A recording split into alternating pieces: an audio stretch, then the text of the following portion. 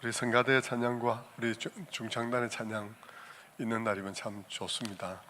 오늘도 참 오랜만에 그 찬양을 들으니까 정말 제 마음이, 저도 성가대 옛날에 섰을 때 생각이 나더라고요. 정말 감사합니다.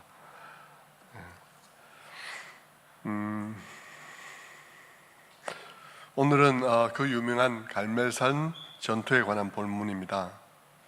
성경을 아는 사람들에게 영적 전투에 관한 성경의 가장 인상적인 사건을 꼽으라 그러면 거의 대부분의 사람들이 이 갈멜산 전투를 꼽을 것입니다. 이 영적 전투는 누가 참신인가를 둘러싸고 기도의 대결을 한 전투이기 때문에 기도원의 이름을 갈멜산 기도원으로 하기에는 너무 좋은 이름이죠. 그래서 안양에 있는 기도원 이름도 갈멜산 기도원입니다. 사실 코로나 이후의 오늘의 상황도 엄청난 영적 전투의 상황이라고 말할 수 있습니다. 그것은 마치 커다란 전쟁이 휩쓸고 지나간 이후와 같다고 볼 수 있습니다. 1, 2차 세계대전이 끝났을 때를 한번 생각해 보십시오. 여러분, 그때 이 지구촌은 전쟁이 끝난 자리에 무너진 도시, 건물, 그래서 폐허가 되어 있는 그런 건물과 도시가 남아 있었죠.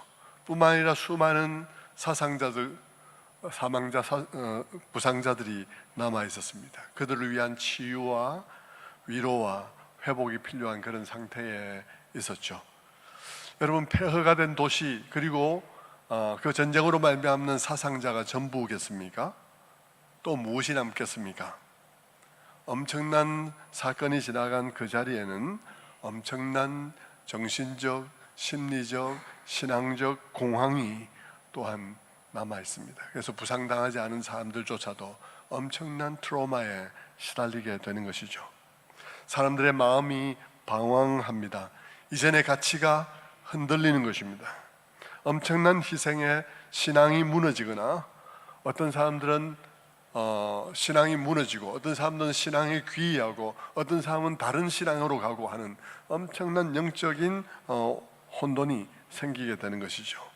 엄청난 사건은 그냥 지나가는 법이 없습니다. 코로나 이후 우리의 영적 상황도 그렇다고 생각합니다. 코로나는 그냥 지나가지 않았습니다. 수많은 교회들이 코로나로 인해서 무너졌습니다. 완전히 무너진 교회만도 10,000곳이 넘습니다. 교회 문을 닫은 것이 10,000곳이 넘는다는 것이죠. 하지만 완전히 무너진 교회만이 전부가, 피해의 전부가 아니고요, 교회마다 이 귀퉁이 저 귀퉁이가 무너졌습니다. 수많은 교회들의 귀퉁이들이 무너졌죠. 장년부가 무너진 교회, 그리고 교육부서가 무너진 교회들, 교회마다 피해 상황은 다를지 몰라도 코로나의 피해를 입지 않은 교회는 없을 것입니다. 수많은 사람들이 영적으로 사망했습니다. 온라인, 오프라인 그 어디에도 이름이 더 이상 발견되지 않는 사람들도 많습니다. 진정한 마음 없이 종교 생활을 하던 수많은 명목적인 그리스도인, 이름뿐인 그리스도인들은 전사했습니다. 그리고 부실한 신앙적 훈련이 안 돼 있는 그런 부실한 신앙의 무장을 가지고 있던 그리스도인들은 신앙적 부상을 심하게 당한 상태에 있습니다. 힘을 쓰지 못하고 있죠. 코로나는 그와 같이 수많은 그리스도인들에게 엄청난 정신적, 심리적, 신앙적 공황을 남겼습니다. 코로나가 처음 시작되었을 때 저는 2가지 메시지를 내었습니다. 하나는 그 유튜브로 처음에 코로나 시작하자마자 교회에 어떤 혼란이 생길 것인지를 염려해서 유튜브를 만들어서 냈죠. 그 유튜브의 취지는 정부의 방역 요구에 대해 교회는 적극 협력해야 된다는 것이었습니다. 좀 불편하다 하더라도 그것은 신앙에 대한 탄압이 아니며, 서로 교회에 좀 불리하거나 불편한 내용이 있다 할지라도 공공의 유익을 위해 교회는 양보해야 된다 하는 말씀을 담았습니다. 그것은 굴복이 아니라 그것은 공공성의 문제라는 것이죠. 하나는 그때 제가 설교를 몇 차례 하는 가운데서 그 중에 하나는 옥상에 난간을 설치하라는 그런 신명기의 말씀을 가지고 말씀을 드렸습니다. 이스라엘 백성을 보호하시는 하나님이 이스라엘 백성들의 그래 내가 다 보호할게 하지 아니하시고 옥상에 난간을 설치하라. 만약 난간을 설치 안 해서 떨어지는 일이 생기면, 그러면 떨어져서 부상당하거나 피를 흘리거나 죽는 사람이 생기면 그 집주인에게 내가 책임을 물을 것이다 라고 말씀한 그 대목을 가지고 교회가 코로나라는 상황을 맞아서 무조건 교회 모이라, 예배드리면 하나님께서 다 보호해준다, 이런 소리 하면 안 된다 하는 얘기를 말씀을 드렸습니다. 우리가 사람들이 피를 흘리지 않도록, 목숨을 잃지 않도록 우리가 공공성에 마땅한 그런 공공적 주의를 기울여야 한다는 사실을 말씀을 드렸죠. 제가 그런 메시지를 낸 것은 교회 속에 다른 소리가 나올 가능성이 충분히 있기 때문이고, 그로 인해서 교회가 신뢰를 상실할 가능성이 생기기 때문인 것이죠. 공공성을 위한 그런 선택은 정부의 요구에 의한 굴복도 아니고, 혹은 마지 못한 그런 선택도 아니고, 공공성에 대한 교회의 적극적인 배려에서 시작되어진 자발적인 선택이어야 한다고 말씀을 드렸습니다. 그 점에서 우리가 항상 분명하게 해야 될 것은, 그 선택은 정부가 아닌 우리가 한다는 입장을 견지해야 한다는 것이죠. 정부의 얘기를 우리가 유심히 듣고, 그리고 그것이 정당하다고 인정돼 우리가 적극적인 협력할 마음을 가지고, 그리고 우리가 선택해서 결정한다는 것이죠.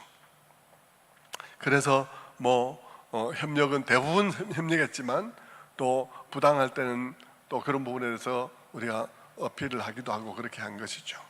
이렇게 공간이 떨어져 있는데 설교자 보고 마스크를 써라 한다든지 이런 부분들에 대해서는 저희들이 그 부분에서는 우리가 수용하지 않고 하는 부분도 부분적으로는 있었지만, 전체적으로는 우리가 보조를 맞춰서 공공성을 지켜나가야 된다 하는 말씀을 드렸던 것입니다. 당시에 강조한 메시지는, 교회는 신앙의 탄압을 받고 있는 것이 아니라 시험을 받고 있다는 것이었습니다. 무슨 시험이냐라고 묻는다면, 이렇게 모이지 못하는 상황이 부득이하게 왔을 때 우리는 모이지 못하고 있는 상황 속에서도 여전히 교회일 수 있는가 하는 것에 대해서 시험을 받고 있다는 것이죠. 우리는 때때로 모이지 못하는 상황들이 있을 수 있고, 지하에 들어가야 되는 경우들도 있을 수 있고 하지만, 그럴 때에서도 우리가 여전히 공동체일 수 있고 또 교회일 수 있다는 사실이 확인되어야 한다는 사실을 말씀을 드렸습니다. 그때 또한 코로나를 시간을 쭉 일관되게 지나오면서 드린 또 하나의 메시지는, 유튜브 영상으로 만들지는 않았지만 설교 중에 수시로 언급한 것입니다. 그것은 우리가 과연 하나님을 예배할 충분한 이유를 가진 자들인가 스스로 점검해야 될 시간이라는 것입니다. 이 모이지 못하는 이런 시간들이 우리에게 매우 불편한 시간이긴 하지만, 그 시간은 우리 모두에게 자신의 신앙을 점검할 시간이라는 것이죠. 과연 내게 하나님을 어떤 상황 속에서도 예배할 충분한 이유가 있는가? 예를 들면 반모섬에 가 있는 사도 요한처럼 아무도 예배하지 않는 그곳에서 혼자라도 주의 날에 하늘을 바라보며 예배할 수 있는 충분한 이유를 가지고 있는가 우리에게 하는 것을 우리 자신들이 물어봐야 한다는 것입니다.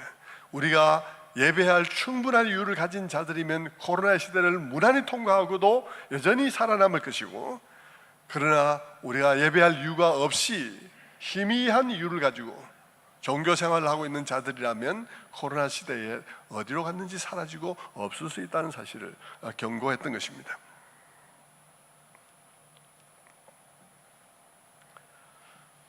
아무튼 그런 말들로 코로나 기간에 각자 자기 신앙을 점검해보는 계기가 되게 하기 위해서 애를 썼습니다. 그런데 지금 그 말들을 돌아보면 그 말들은 거의 예언에 가까운 말들이어서 한국 교회가 그 말 그대로 된 결과를 보게 됩니다. 한국 교회는 그때의 처신에 의해서 엄청난 신뢰 상실을 경험했습니다. 그리고 그 신뢰 상실은 또한 부메랑이 되어서 돌아와서 수많은 교인들이 교회의 공공성의 부재를 비난하면서 교회를 떠났습니다. 평소 예배할 이유를 충분히 가지지 못한 채 종교 생활을 하던 사람들은 그 믿음을 지키는 영적 전투에서 실패하게 된 것이죠. 그런 모습을 보면서 내가 교회를 잘못 다니고 있는가 보다 이런 생각을 또한 하게 된 것이죠.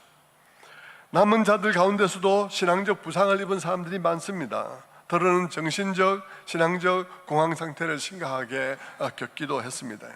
바로 이런 상황에서 저는 오늘과 다음 시간에 거쳐서 엘리야의 시대와 또 그때 벌어진 갈멜산의 영적 전투에 대해서 돌아보고자 합니다.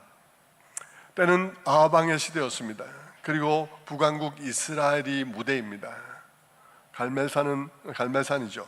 엘리야는 북왕국 이스라엘에서 활동하던 그런 선지자입니다. 당시 북왕국 이스라엘은 아합 왕이 왕이었지만 그러나 그 왕비되는 이세벨의 영향이 너무나 커서 실제적으로 이세벨이 통치하고 있다고 봐도 무방할 정도로 그 왕비의 영향이 대단했습니다.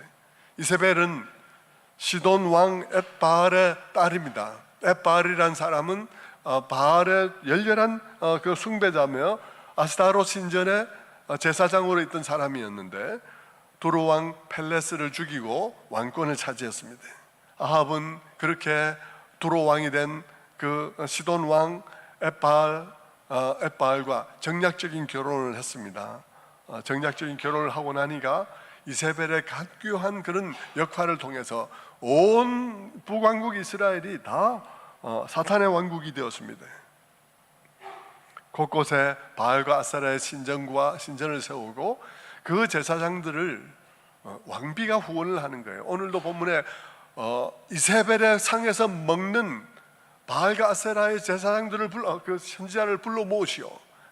이세벨의 밥상에서 먹는이란 말이 이제 거의 이 바알 신앙이 국가의 후원을 받는 거의 국교의 상황에 와 있다는 사실을 우리에게 말해주는 것이죠.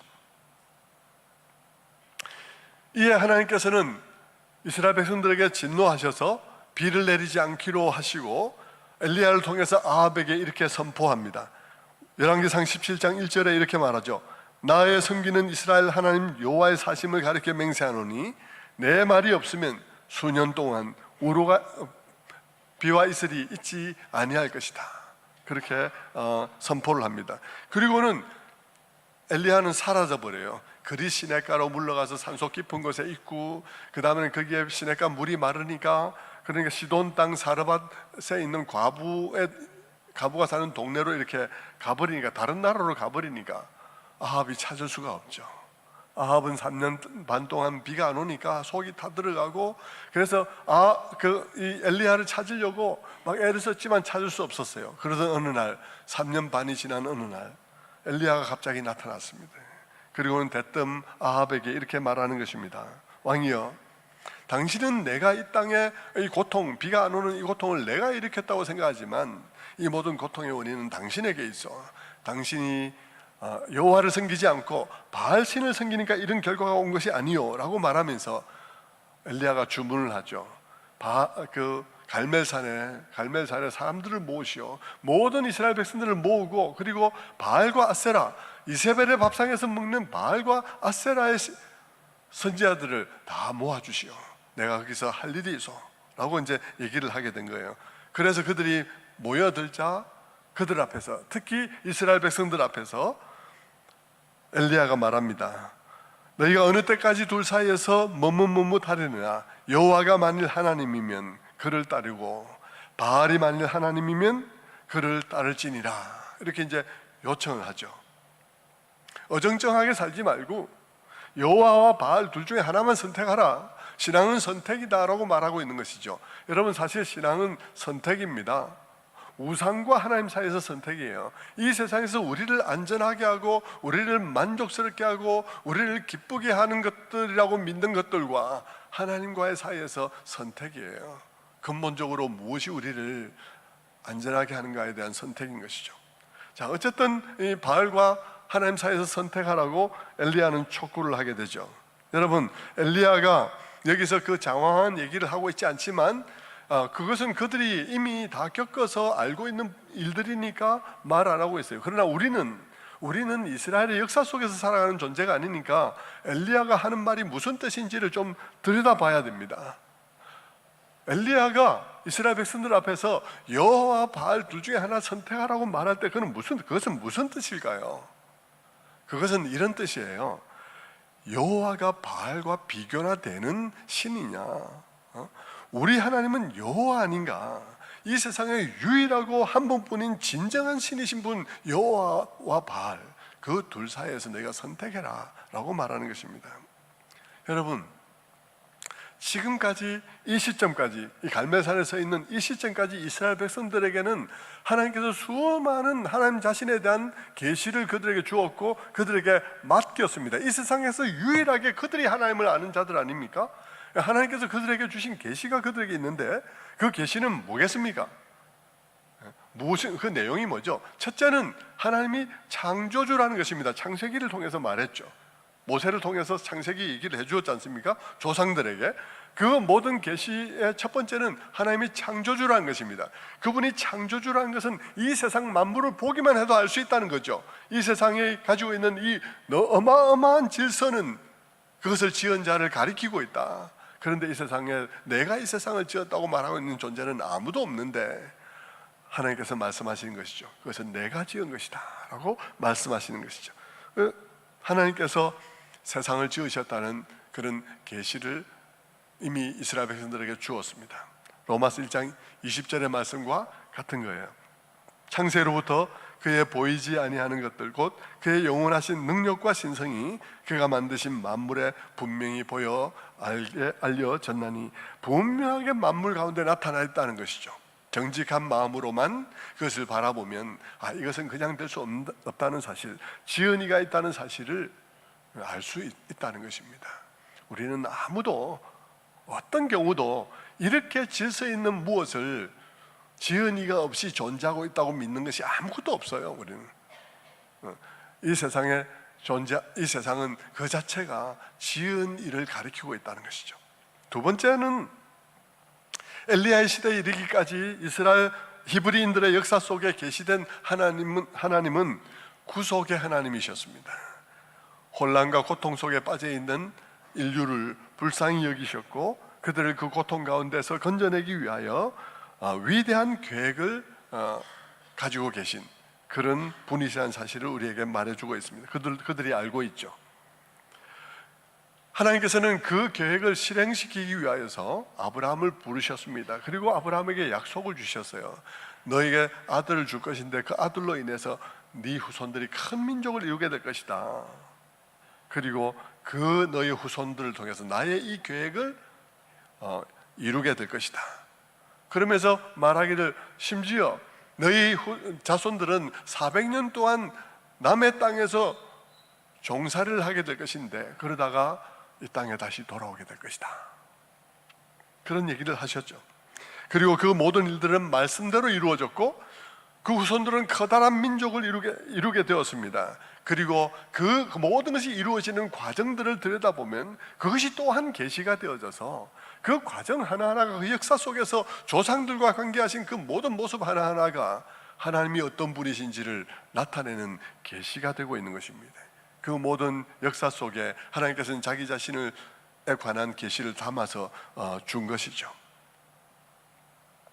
그 계시 속에 나타난 하나님은 엄청난 사랑의 하나님, 인내의 하나님이라는 사실을 보여줍니다. 그분은 거룩하도록 놀라운 분이십니다.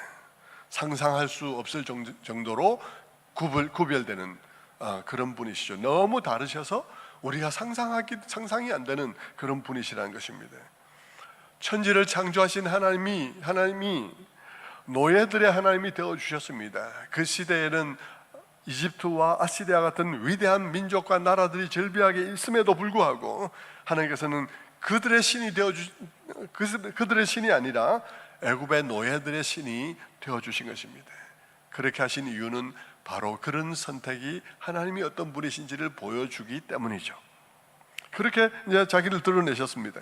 그리고 그 아브라함과 그 후손들, 이스라엘 백성들의 조상들과의 관계 속에서 하나님께서는 너무나 신실한 분이신 것을 보여주었습니다. 얼마나 신실하신지 조상들이 많은 실패와 또 반역을 했음에도 불구하고 그들을 포기하지 아니하시고 그들이 어떠하든지 상관없이 오직 하나님 자신의 신실하심으로 그 관계를 유지해 오신 것을 우리에게 보여주시는 것이죠. 그래서 하나님이 얼마나 놀라운 신실하신 언약의 하나님이신지를 보여주시고, 그분의 언약과 그 언약의 신실하신 하나님이 우리의 희망이란 사실을 계속해서 역사 속에서 보여주었던 것입니다.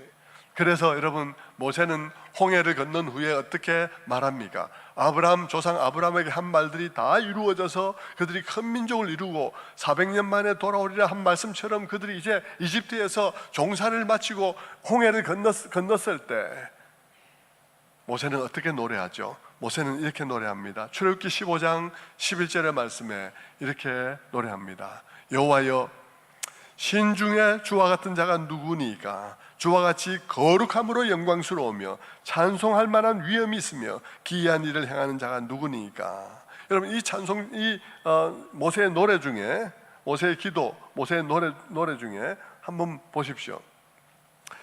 주와 같이 거룩함으로 영광스러운 일을, 주와 같이 거룩함으로 영광스러우며 찬송할 만한 위엄이 있는 자가 누구냐? 거룩함으로 영광스럽다 그랬습니다.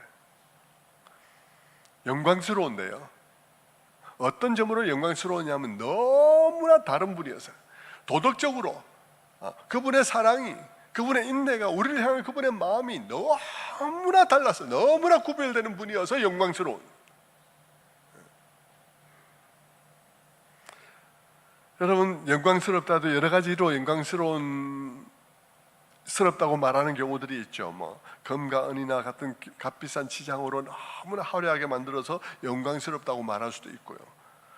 또 이런 그런 지위가 높아서 영광스럽다고 말할 수도 있는데, 여호와 하나님은 그분의 이와 같이 너무나 다르심으로 인하여 영광스러운 분이시라고 모세는 노래하고 있지 않습니까? 자, 엘리야가 지금 이스라엘 백성들에게 너희가 하나님과 바알 사이에서 선택하라고 말할 때, 이 엘리야의 마음은 뭐냐 그러면, 이런 하나님이 바알과 비교가 되냐 이 말입니다. 바알 한번 생각해 보라는 것입니다. 뭘 머뭇거리겠냐고요. 바알이 무슨 내용으로 되어 있는지 한번 보라는 것입니다. 바알은 내용이 없는 신이에요. 그냥 비를 준다라고 한마디로만 하면 끝이에요. 이 신이 비를 준다, 그 신에 관한 얘기를 쓴다 그러면 한 페이지로 족한 것입니다. 그리고 그 얘기는 허황된 얘기죠.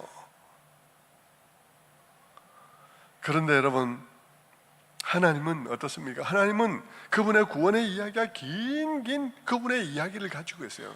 이 이야기야말로 시작이 있고 진정 마침표가 있는, 허무하지 않은 이야기예요. 이 세상에서 정말 존재하는 스토리 중에서 유일하게 진짜 스토리가 있다면 그분의 스토리만 진짜 스토리예요. 다른 모든 것들은, 우리가 만들어가는 이야기들은 어떤 이야기인가요? 성경이 말하고 있죠. 방백들을 의지하지 말라 그러면서 그들은 코에서 호흡이 끊어지면 도모하던 모든 일이 허사가 된다고. 우리가 만들어가는 스토리는 진짜 스토리가 아니에요. 진짜 스토리가 아니에요. 스토리긴 스토리지만 우리가 만들어가는 스토리는요, 그냥 증발해버리고 없어지는 스토리입니다. 우리만이 아니라 여러분, 한 정권이 도모하던 이야기도 정권 바뀌면 증발해버리고 없는 거예요. 이 세상의 유일한 스토리는 하나님이 써가는 스토리가 유일한 스토리입니다. 그 유일한 스토리를 써가는 하나님과 바알을 비교해보라는 것입니다. 너희가 어째서 이 바알과 하나님 사이에서 지금까지 머뭇머뭇하느냐 하는 얘기를 하고 있는 것이죠. 그렇게 촉구를 하는데, 촉구하는 그 말 속에는 여호와 하나님에 관한 이런 백그라운드와 그분이 가지고 있는 진짜 리얼 스토리, 진짜 이야기가 배경이 되어 있고요, 바알의 허황된 얘기가 이쪽에 배경이 있는 거예요. 이 두 가지를 한번 비교해 봐라는 것입니다. 비교가 안 되지 않는 것입니다. 그러면서 너희는 이 둘 사이에서 선택해라. 여호와가 하나님은 그를 선택하고 바알이 하나님이면 그를 선택하라 라고 말을 해요. 그런데 이 엘리야의 대답에 대해서, 이 엘리야의 말에 대해서 이스라엘 백성들이 한마디도 대답을 하지 않습니다. 백성들은 한마디로도 대답하지 아니하더라. 성도 여러분, 이스라엘 백성들이 이 엘리야의 강력한 호소, 그리고 강력한 도전에 대해서 아무 말도 하지 않는 것은 무엇을 의미할까요? 그것은 그들의 영혼이 거의 실신 상태에 있다는 것을 의미하는 것입니다. 거의 죽은 상태에 있습니다. 무감각하죠. 하나님은 엘리야를 통해서 말씀으로 강력하게 도전하는데 그들의 영혼이 조금도 반응을 보이지 못해요. 영적으로 거의 죽은 상태인 거죠. 그런데 성도 여러분, 하나님과 우상 사이에서 계속 머뭇머뭇하면서 결단을 촉구해도 아무 반응도 보이지 않는 그런 일이 그들에게만 있는 일이겠습니까? 오늘 우리들은 하나님의 말씀의 도전 앞에 반응하고 있을까요?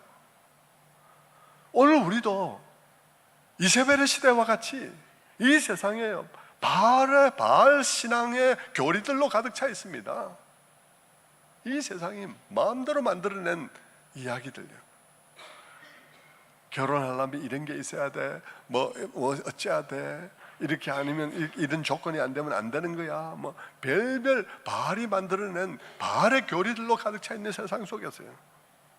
살아가면서 우리도 여러분 거기에 찌들고 거기에 막 세뇌되고 그래가지고 하나님 말씀으로 도전을 해도요, 사람들이 부담을 느끼면서 반응을 보이지 않는 거예요.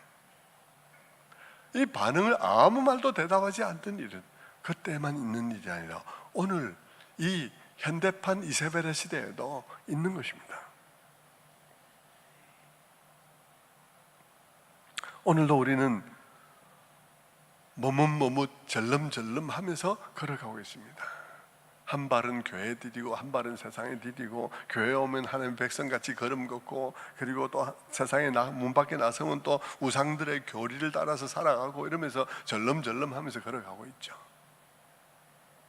성도 여러분, 그런 우리에게 주신 하나님의 계시가 적겠습니까? 지금 엘리야가 그들에게 우리가 지금까지 하나님에 대해서 알고 있는 게 어느 만큼인데, 이 하나님의 리얼 스토리, 진정한 이야기를 가지고도 너희가 지금 이렇게 왔다 갔다 하고 있냐라고 말했는데, 여러분 오늘 우리가 알고 있는 하나님의 리얼 스토리는 얼마나 크겠습니까?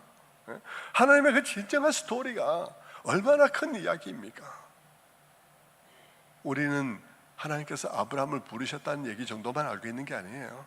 우리는 하나님께서 아브라함을 부르셔서 큰 민족을 이루었다는 얘기를만 알고 있는 게 아닙니다. 우리는 그 아브라함의 부르신 이야기와 큰 민족을 이루신 그 모든 이야기가 한 분, 예수 그리스도 그분이 이 땅에 오시기 위한 이야기라는 사실을 우리는 다 알고 있습니다.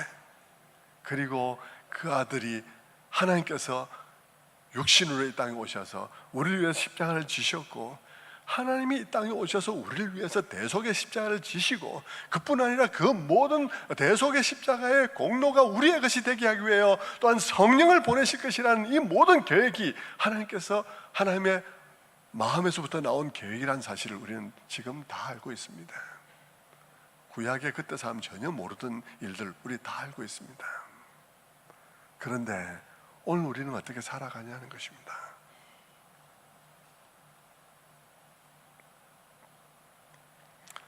오늘 우리는 이 21세기라는 이 아합과 이세벨의 시대에 우리는 어떻게 살아가고 있습니까? 오늘 우리도 바알과 하나님 사이에서 절름거리면서 우왕좌왕 머뭇머뭇 그렇게 살아가고 있지 않느냐 하는 말씀이죠. 그러면서 때때로 강단에서 하나님께서 말씀으로 우리를 도전하실 때 우리는 어떻게 반응하고 있는가? 아무런 반응도 하지 않고 있는가 하는 것입니다.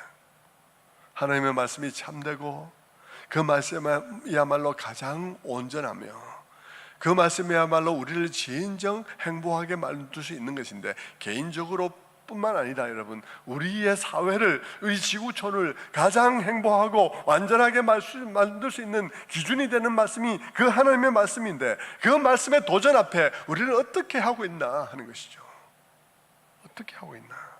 우리는 그 말씀 앞에 유구무원, 아무런 대답을 하지 않는 그런 상황에 있다는 것입니다. 저는 여러분 이 말씀을 묵상하면서 특별히 우리 시대의 젊은이들에게 말하고 싶습니다.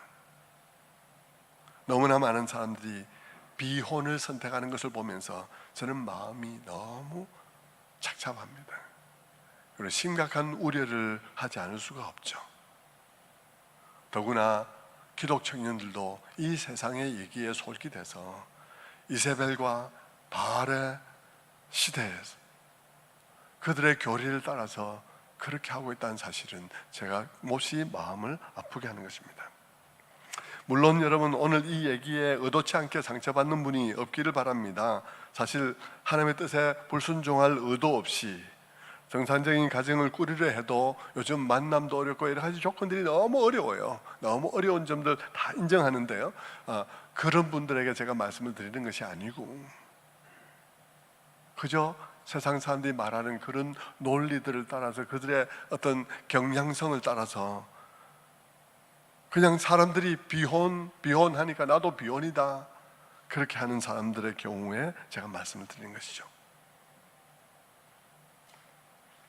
여러분 가운데 혹시 자신이나 혹은 자녀가, 자신의 경우나 혹은 자녀의 경우에 결혼함에 있어서 결혼하려면 적어도 돈은 이만큼 모아야 돼, 상대방은 이만큼 돼야 돼 하는 것들을 기준으로 삼아가지고 그렇게 되지 않았기 때문에, 그렇게 되지 않았는데도 결혼하려는 것은 이것은 양심 없는 짓이야 라고 생각한다든지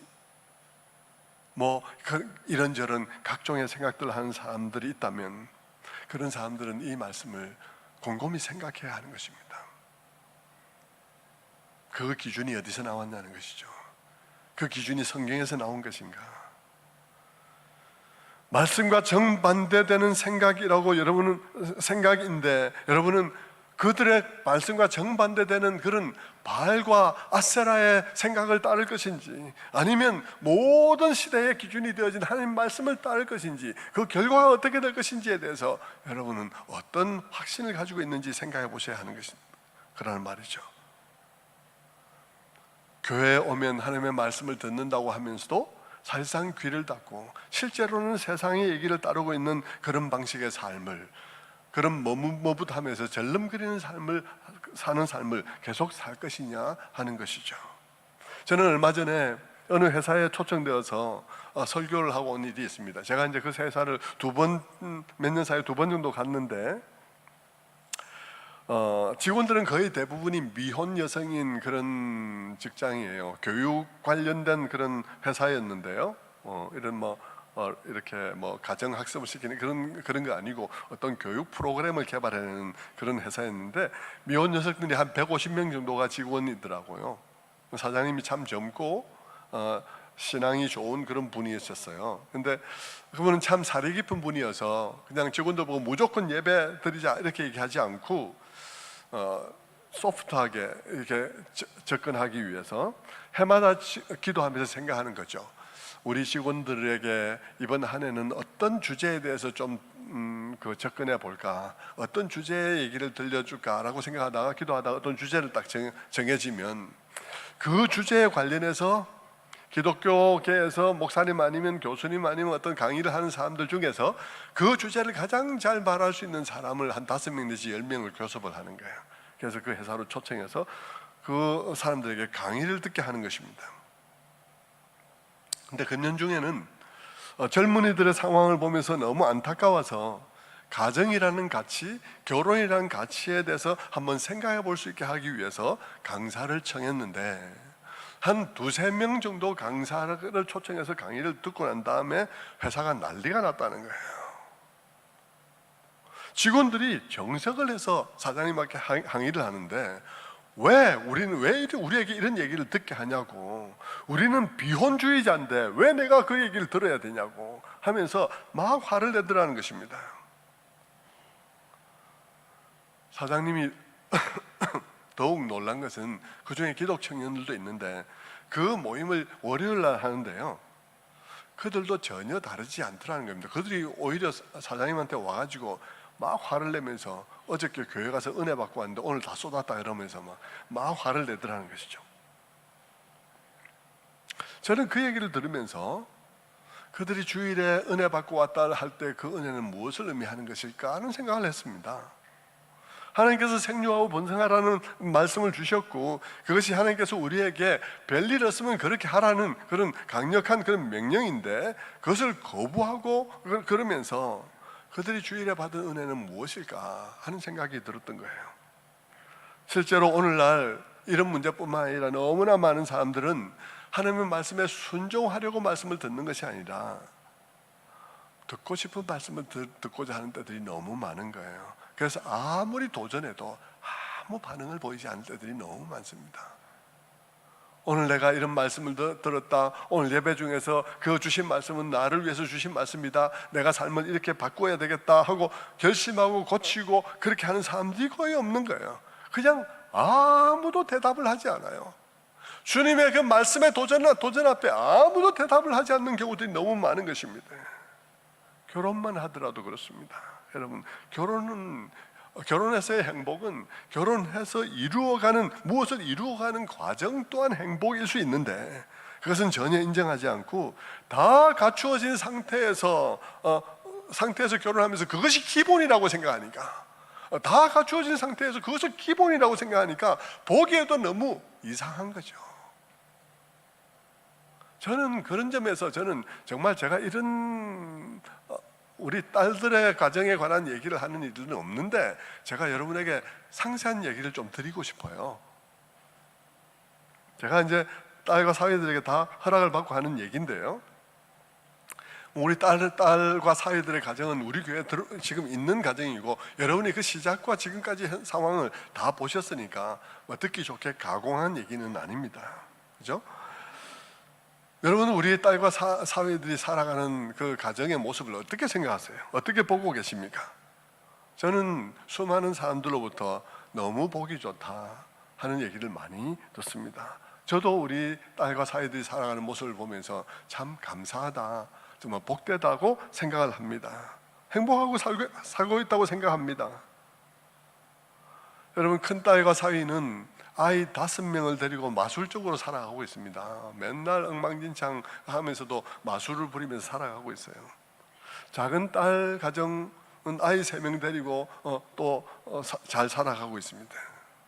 무엇을 많이 가진 게 많아서가 아니라 아직 갖춰야 될 중요한 것들도 아직 갖춰야 되고, 그런 것들이 많이 남아있지만 그래도 그만하면 행복하게 살아가고 있다고 저희들은 생각하고 있습니다. 지금은 이렇게 일찌감치 결혼해서 친구들보다 훨씬 더 빨리 애들을 낳고 아이들이 자라서 뭐 중학생도 있고 이런 상황이 되고, 그래서 남들보다 더 행복한 것처럼 보이지만, 그러나 여러분, 우리 딸들의 가정도 만약 갖춰야 될 것들이 다 갖춰야 된다는 생각을 가지고 있었다면 언제 결혼할 수 있었을지 모릅니다.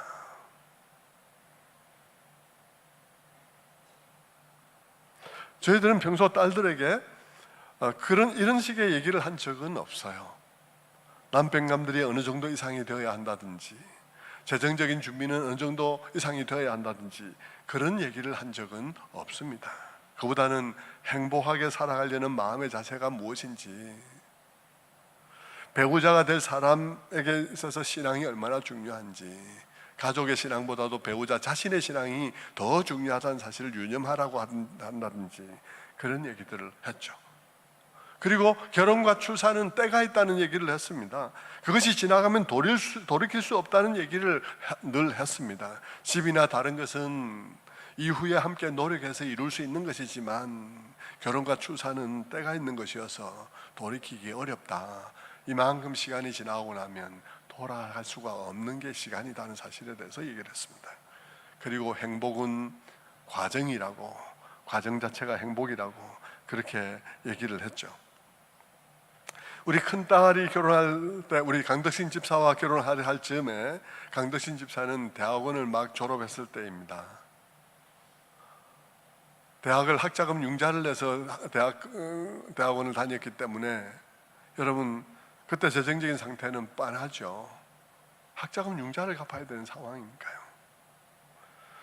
우리 고은이도 직장을 다녔지만 2년 정도 다니면서 모은 게 전부일 거예요. 하지만 우리는 두 사람이 사랑한다면 결혼하라고 격려를 했습니다. 왜냐하면 시기가 있는 것이니까. 나머지는 살아가면서 마련하면 된다고 얘기했습니다. 그리고 결혼을 시켰죠. 두 사람은 신혼집을 남한산성 아래에 있는 빌라의 한 칸을 얻어서 마련했습니다. 방은 2개라고 하지만 너무나 작아서 큰 방은 침대를 넣고 나니까 옆에 사람만 간신히 다니지 공간이 없었습니다. 작은 방은 그보다 더 작아서 책상 하나 놓고 옷을 걸면 옷을 거는 데만 있지 뭐 제대로 쓸 수 있는 공간이 없었어요. 얼마나 공간이 없냐 그러면 냉장고를 넣을 공간이 없어서요, 냉장고를 사서 넣지 못하고 좀 슬림하게 생긴 김치 냉장고 하나를 사서 넣었습니다. 그리고 그것을 세우고 결혼 생활을 둘이서 시작을 했습니다. 둘째 딸 고지원, 정선철 부부는 어땠을까요? 그 당시 전성철 청년은 대학원생이었습니다. 졸업하기 전이었기 때문에 직장이 없었죠. 그런데 두 사람은 사귀고 있었고 두 사람은 결혼 정년기를 꽉 채우고 있었습니다. 당시 직장은 잘 안 되는 시기여서, 취업이 잘 안 되는 시기여서 사회가 될 사람은 다음에 어떤 직장을 가지게 될지 모르는 상황이었습니다. 그런 상황에서 아이들을 어떻게 할까 우리 부부는 의논했고 아이들을 격려하기로 작정을 했습니다. 직장이야 어떤 직장이든 구해서 살게 되겠지.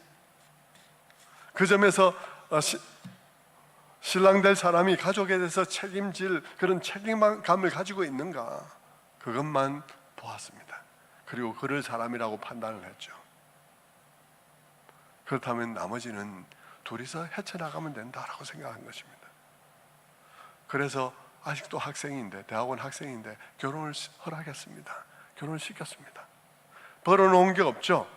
저희도 목회자 가정이니까 뭘 대단하게 도울 수 있는 것은 없습니다.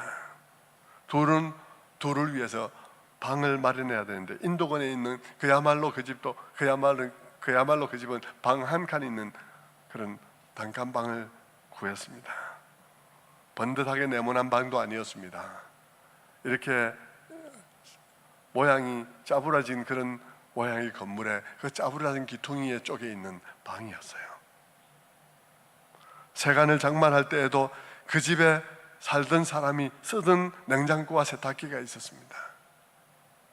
그 집에 조금 사용한 냉장고와 세탁기가 있었는데 어떻게 해서 그 집에 그게 있냐 그러면 그 집이 누군가가 결혼을 하기 위해서 그것을 장만하고는 파혼이 된 거예요. 파혼이 된 집에 냉장고, 그 집 세탁기, 그리고 그 집에 밥솥, 여러분 기분 나빠서 쓰겠습니까? 내 딸 이혼할까 봐 안 쓰고 그런 미신적인 생각도 하겠죠. 그런데 우리 딸과 사위는 그것을 가지고 쓰기로 했습니다. 그것을 인수했어요. 여러분 신혼생활을 남들 다 새 것으로 그렇게 빚값 번쩍하게 시작하는 삶을 그렇게 시작했습니다. 그리고는 그들이 어떻게 살고 있습니까? 지금 여러분이 보듯이 그렇게 살고 있습니다. 남들이 보면 행복한 가정이라고 말할 수 있게 그렇게 살아가고 있죠. 저희는 그 두 가정을 보면서 늘 감사합니다. 어느 날 우리 큰딸이 집들이를 했습니다. 청년들이 큰딸 집을 다 몰려갔습니다. 어떤 궁금함이 있었을까요? 우리 담임 목사의 딸인데 어떻게 사나 궁금했을 것입니다. 가서 보니까 앉을 자리가 없어요. 전부 다 서서 침대에 걸터 앉아서 한 접시 먹고는 왔습니다. 그들이 돌아오면서 이런 말을 했다는 말이 저희 귀에 들렸습니다. 아, 고은이 집에 가보니까 우리도 결혼할 수 있겠다는 생각이 든다. 고은이 집에 가보니까 우리도 결혼할 수 있겠다는 생각이 든다. 성도 여러분, 저는 목회를 하면서 우리 교회도 많은 가정이 결혼했지만 저희 집처럼 결혼한 집은 못 본 것 같아요. 다 일정 수준의 이상에 갖추어서 결혼을 하더라고요. 그 이하가 되면 결혼을 할 엄두를 못 내서 결혼하지 못한 걸까요? 저는 여러 가지 생각을 하게 됩니다. 어느 날 저희 아내에게 어떤 목사님 사모님이 전화가 왔습니다. 딸이 결혼을 하려고 하는데 좀 조언을 얻고 싶다고. 사모님 생각은 어떠냐고. 뭐가 문제냐 했더니 딸이 남자가 있는데 남자가 자기가 볼 때는 아버지 사업도 잘 안 되고 남자도 하는 일이 글을 사지 못하고 그래서 막 믿고 싫다는 것이죠.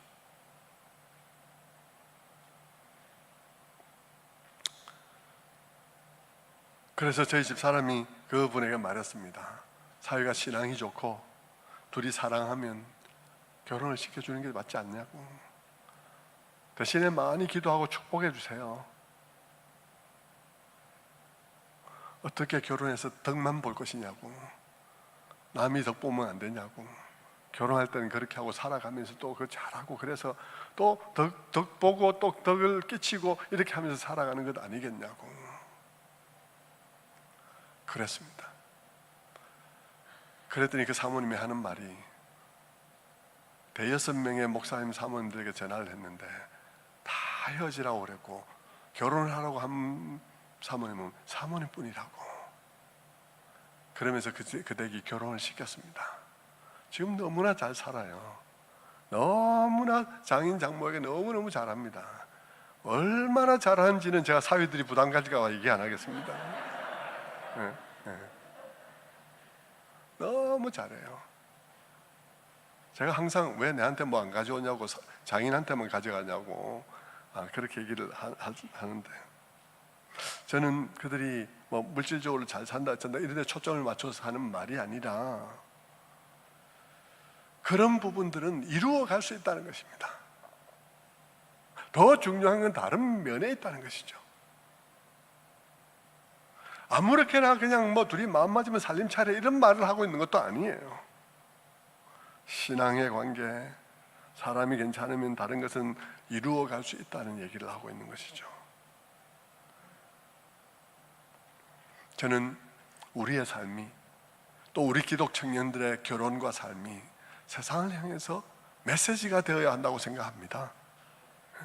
세상이 말하는 것, 세상의 바알의 교리들, 세상의 철학과 가치관들이 너무 당연하게 받아들여지고 있고, 말씀보다도 그런 세상의 바알의 교리들이 더 비중 있게 우리의 마음속에 새겨지고 있는 이런 시대에 우리 그리스도인들이 이런 일들을 통해서, 아까 뭐 고은이 가정에 갔다 온 사람들이 그랬던 것처럼, 나도 결혼할 수 있겠다는 생각이 든다 하는 그런 빛을 세상 속에 비춰야 되지 않겠습니까? 우리가 입을 열면 그냥 복음만 말하는 것이 아니라 복음에 의해서 살아가는 삶의 선택들을 통해서 세상에 희망의 빛을 비춰야 되지 않겠습니까? 어떻게 이렇게 젊은이들이 민족적 자살의 경로로 들어서도록 그렇게 하겠냐 말입니다. 우리 젊은이들도 물론이거니와, 여러분, 우리 부모된 우리 세대들, 자녀들에게 여러분 이런 것 저런 거 따지지 말고 격려하세요. 기도하시고 격려하시고 그렇게 하셔야 하는 것입니다. 오늘 말씀을 맺겠습니다. 오늘 엘리야는 이스라엘 백성들 앞에서 바알과 아세라의 그런 교리에 물들어 있고, 아합과 이세벨의 그 배도의 시대를 살아가는 그 이스라엘 백성들 앞에서 너희가 하나님과 바알 중에서 선택하라고, 누가 참신인지 선택하라고 그렇게 요청하고 있습니다. 아무도 대답하지 않았죠. 여러분, 그 말씀은 오늘도 우리에게 도전하고 있습니다. 오늘 신 아합, 신 이세벨의 시대를 살아가는 우리들에게 결혼을 포함해서 모든 문제에 있어서 우리가 바알과 하나님 가운데 선택을 해야 한다는 사실로 도전하고 있는 것이죠. 저는 우리의 모든 심령들이 한번 깨어나서 우리가 가지고 있는 이 가치관, 우리가 생각하는 이 모든 생각들이 누가 우리에게 심어준 생각인지를 한번 점검해 보았으면 좋겠습니다. 그리고 하나님 말씀에 따라서 우리의 생각을 쇄신하고 하나님 말씀 앞에 반응함으로써 세상을 구원하고 정상적인 궤도에 올려놓을 수 있는 선택들을 하는 그런 선택의 백성들이 되기를 주님의 이름으로 축원합니다.